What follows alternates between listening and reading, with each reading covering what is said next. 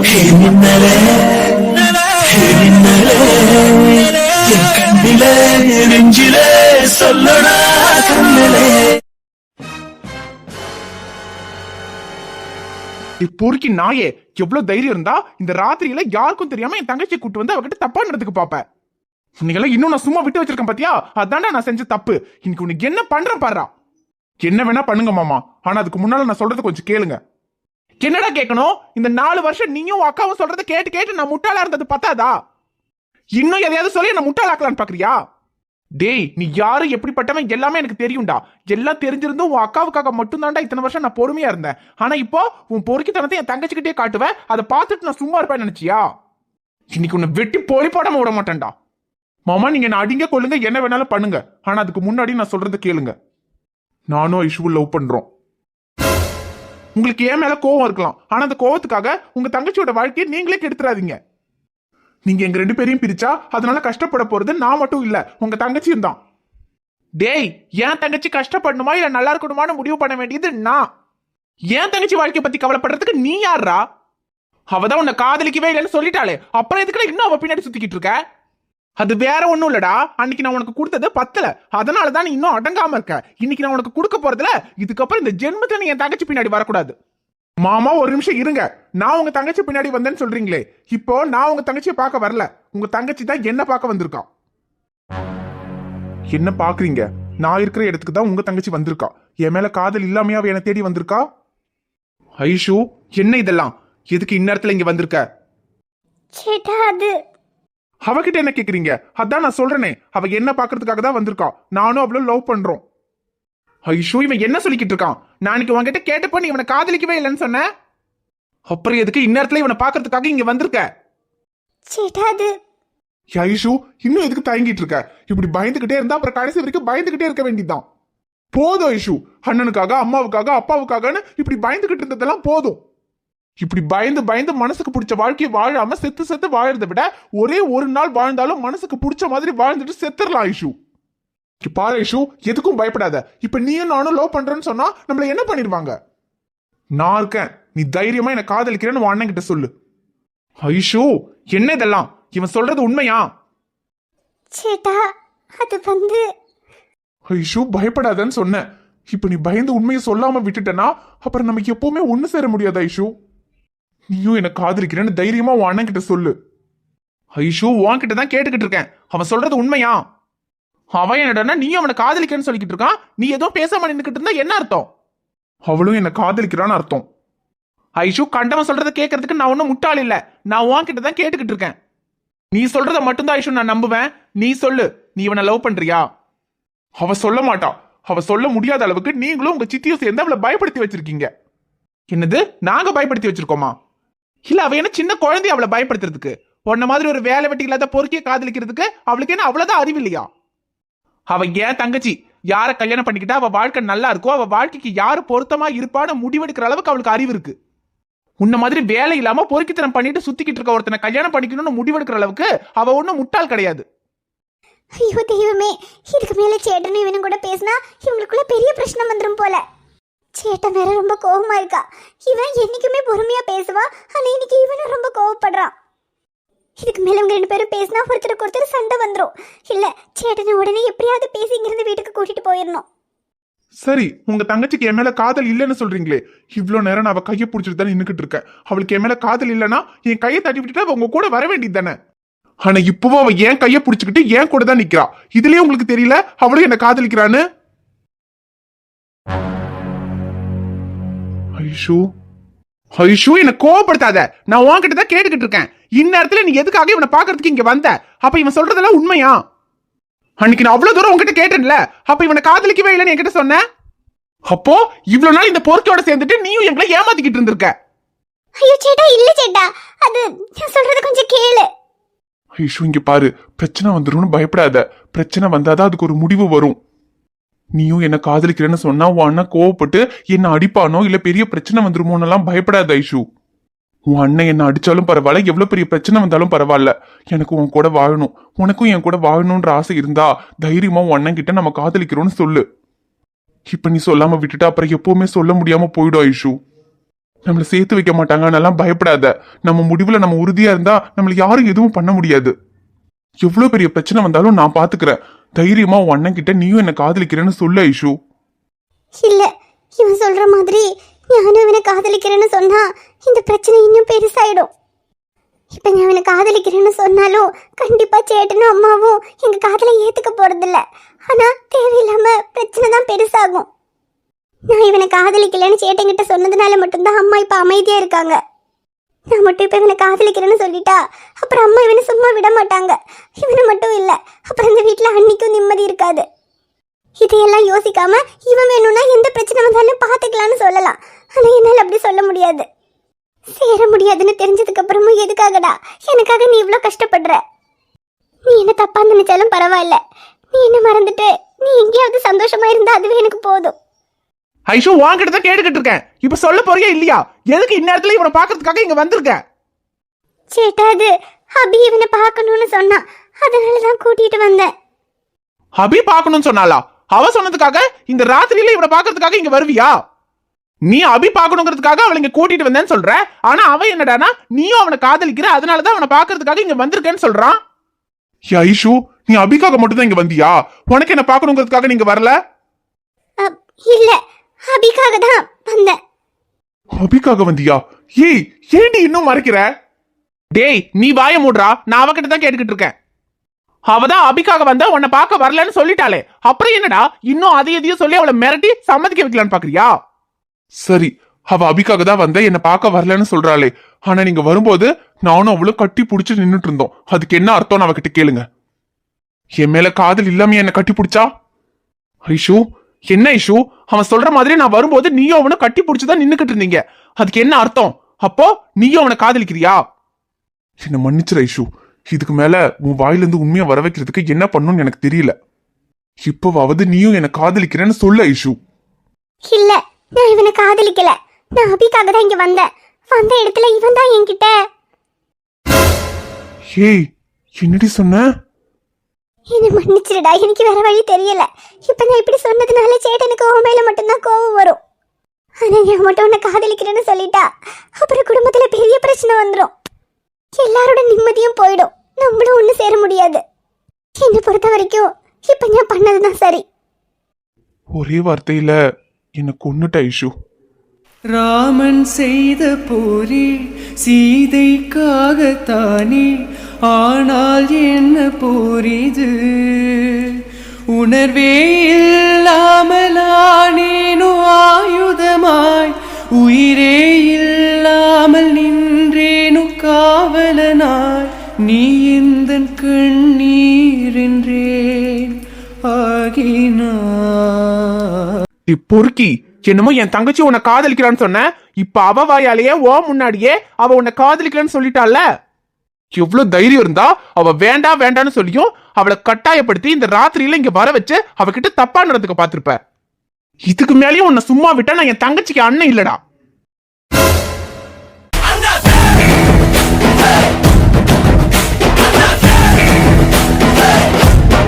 டேய், யாரா நீ?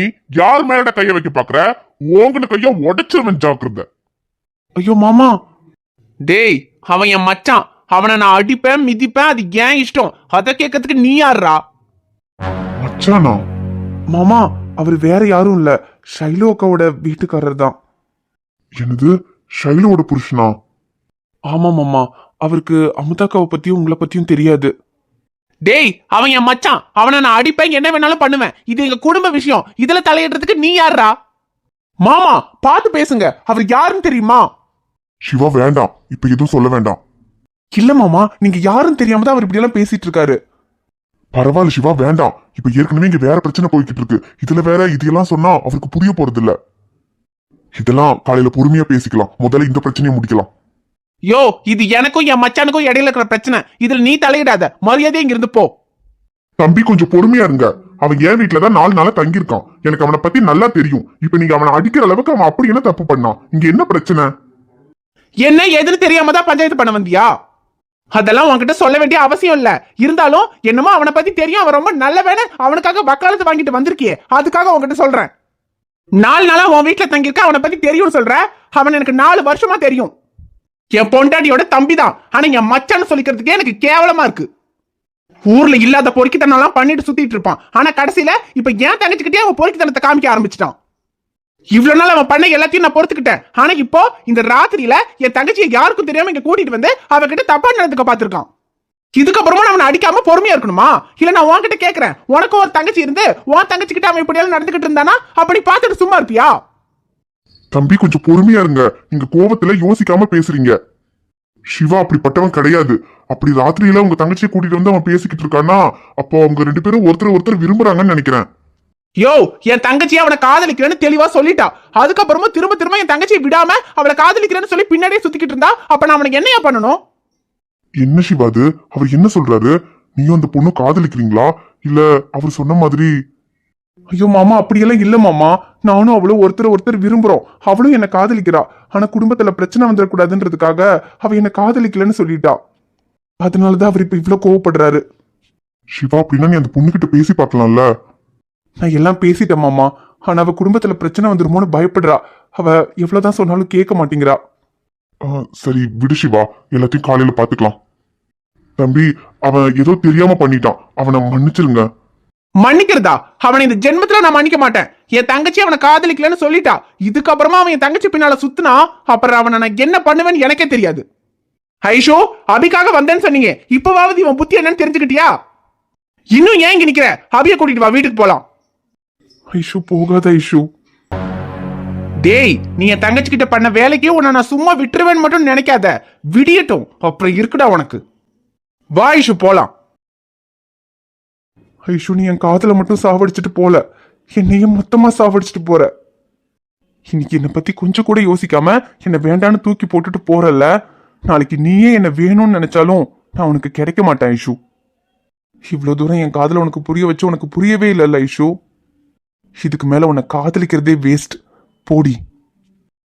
பாதச்சுவடு தேடி தேடி கால்கள் நோய்ந்து போனதே, நானும் அழுது தீர்ந்ததானே கண்கள் ஏழை ஆனதே, தலைவிதி என்னும் வார்த்தை இன்று கவலைக்கு மருந்தானதே, பேதங்களே வாழும் வரை சுகங்களே காதல் கதை, கார்கால மலர்களும் என்னோடு தள்ளாடும் வெள்ளை புறா ஒன்று போனது கையில் வராமலே, முதல் எடுத்து தாய்மொழியில் தலையெடுத்து யார் மொழியில் என் வாழ்க்கை வான்வெளியில் வெள்ளை புறா ஒன்று போனது கையில் வராமலே. அன்பு, இப்படி ஒரு விஷயம் நடந்துடக்கூடாதுன்றதுக்காக தான் நான் படிச்சு சொன்னேன் ஐஷுக்கு சீக்கிரமா கல்யாணத்தை பண்ணி வச்சிடலான்னு. எனக்கு அப்பவும் தெரியும் அந்த பொறுக்கி இந்த ஊர்ல இருக்கிறது நம்ம பொண்ணை எப்படியாவது மயக்கி கூட்டிட்டு போயிடணுங்கிறதுக்காக தான். நான் சொன்னப்ப நீதான் என்னமோ இல்ல அவன் அக்காக்காகவும் அக்கா பொண்ணுக்காகவும் தான் இங்க இருக்கான்னு சொன்னேன். இப்ப பார்த்தல்ல, ராத்திரியில யாருக்கும் தெரியாம நம்ம பொண்ணை கூட்டிட்டு போய் என்ன காரியம் பண்ண பார்த்தான். நல்ல வேளை நீ அந்த நேரத்துல அங்க போனதுனால நம்ம பொண்ணை காப்பாத்தி கூட்டிட்டு வந்துட்ட. இல்லனா நம்ம பொண்ணு வாழ்க்கையை கெடுத்து குட்டிச்சவராக்கி இருந்திருப்பான். இவ்வளவு நாள் நான் அவனை பத்தி சொன்னப்போ 1000 இருந்தாலும் அவன் என் மச்சான்னு சொல்லி அவன் பண்ண எல்லாத்தையும் பொறுத்துக்கிட்டு அவனை விட்டு வச்சிருந்தேன். ஆனா இப்போ அவன் நம்ம வீட்டு பொண்ணோட வாழ்க்கையவே கெடுக்க பாக்குறான். இதுக்கு மேலயும் உன் பொண்டாட்டியோட தம்பிங்கிறதுக்காக அவனை விட்டு வைக்க போறியா? எப்படி விட முடியும் சித்தி? அவன் என் மச்சானா இருக்கலாம், ஆனா ஐஷு என் தங்கச்சி. எனக்கு என் பொண்டாட்டியோட தம்பியை விட என் தங்கச்சியோட வாழ்க்கை தான் முக்கியம். அவனை நான் சும்மா விட மாட்டேன். என் தங்கச்சி கிட்ட அவன் பண்ணதுக்கு அவனுக்கு உண்டானது அவனுக்கு நான் கொடுத்தே தீர்வேன். ஆனா அதுக்கு முன்னாடி நம்ம ஐஷுக்கு முதல்ல கல்யாணம் பண்ணி வைக்கணும். அவனை 4 தட்டி அவனை பிடிச்சி உள்ள போடுறதுக்கு எனக்கு தெரியாமல்ல. ஆனா இப்ப நம்ம அவனுக்கு என்ன பண்ணாலும் அதுல நம்ம ஐஷோட பேரும் சேர்ந்துதான் கேடும். அதனாலதான் சொல்றேன், முதல்ல ஐஸ்வர்யாவுக்கு கல்யாணத்தை முடிச்சிட்டு அதுக்கப்புறமா அவனுக்கு உண்டானதை நான் கொடுக்குறேன். ஆமா அன்பு, நீ சொல்றதுதான் சரி.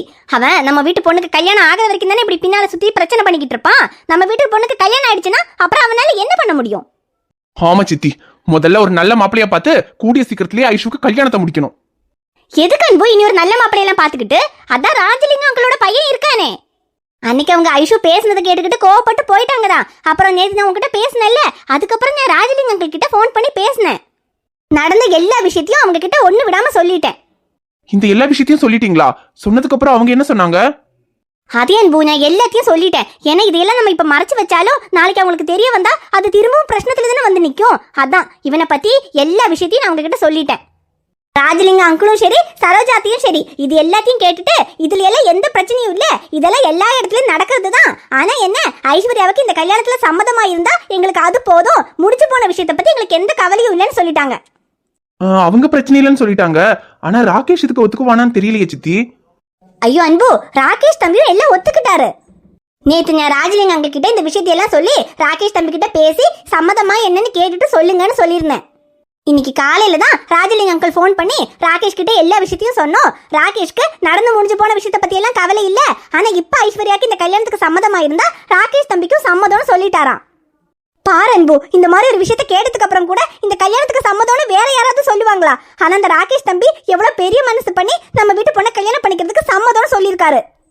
இந்த விஷயத்தை எப்படியாவது உங்ககிட்ட சொல்லி ஐஸ்வர்யா கிட்ட பேசி சீக்கிரத்திலே கல்யாணத்தை பண்ணி வைக்கலான்னு உங்ககிட்ட பேசலாம்னு நினைச்சேன். அதுக்குள்ள இந்த பொறுக்கி என்னெல்லாம் வேலை பார்த்திருக்கான் பாரு. விடுங்க சித்தி, அதுவும் நல்லதுக்கு தான். ஏன்னா நான் கூட ஐஸ்வர்யா படிக்கணும்னு சொன்னப்போ 1 வருஷமோ 2 வருஷமோ அவ படிப்பை முடிச்சுட்டு அவளுக்கு கல்யாணத்தை பண்ணி வைக்கலாம் தான் நினைச்சேன். ஆனா இப்ப இந்த நாயால ஐஸ்வர்யாவோட கல்யாணத்தை இதுக்கப்புறம் லேட் பண்ணா அது சரிப்பட்டு வராதுன்னு தோணுது.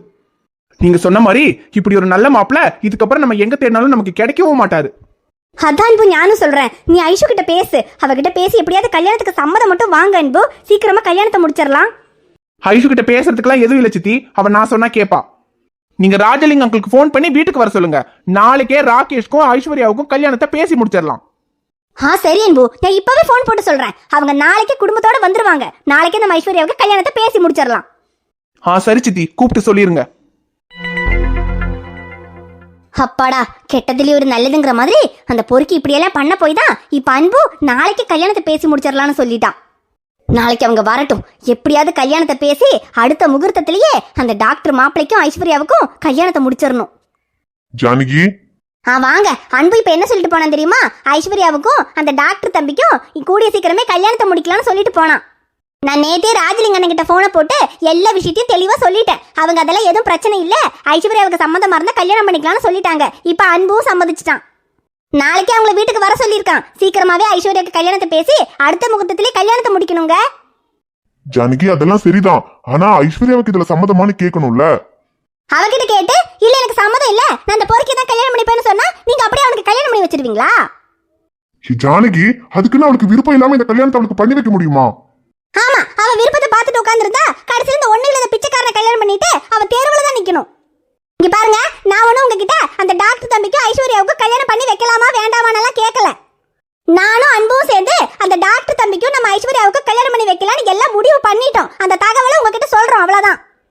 இனி நீங்க சம்மதிச்சாலும் இல்லனாலும், இல்ல உங்க பொண்ணு சம்மதிச்சாலும் இல்லனாலும் இந்த கல்யாணம் கண்டிப்பா நடக்கும். முடிஞ்ச உங்க பொண்ணுகிட்ட தேவையில்லாததெல்லாம் யோசிக்காம இந்த கல்யாணத்துக்கு நல்லபடியா சம்மதிச்சு சந்தோஷமா கல்யாணம் பண்ணிட்டு போக சொல்லுங்க. சரி, நீங்க என்னமோ பண்ணுங்க. நாளைக்கு வர மாப்பிள்ளை வீட்டுல இருந்து கல்யாணம் பேசி முடிக்கிறதுக்காக எல்லாரும் வருவாங்க. எனக்கு ஏகப்பட்ட வேலை இருக்கு. முதல்ல இந்த வளர்கிட்ட சொல்லி வீடெல்லாம் சுத்தம் பண்ணணும். என் வளரே. ஹாய் ஃப்ரெண்ட்ஸ், எல்லாரும் எப்படி இருக்கீங்க? நிச்சயமா நலமா இருப்பீங்கன்னு நம்புறோம். இந்த வீடியோ உங்களுக்கு பிடிச்சிருந்தா மறக்காம வீடியோவுக்கு லைக் பண்ணுங்க, கமெண்ட் பண்ணுங்க, ஷேர் பண்ணுங்க. சேனலை சப்ஸ்கிரைப் பண்ணாம பாத்துக்கிட்டு இருந்தீங்கன்னா மறக்காம சப்ஸ்கிரைப் பண்ணுங்க. பாப்பா உங்களை பார்க்க நாய்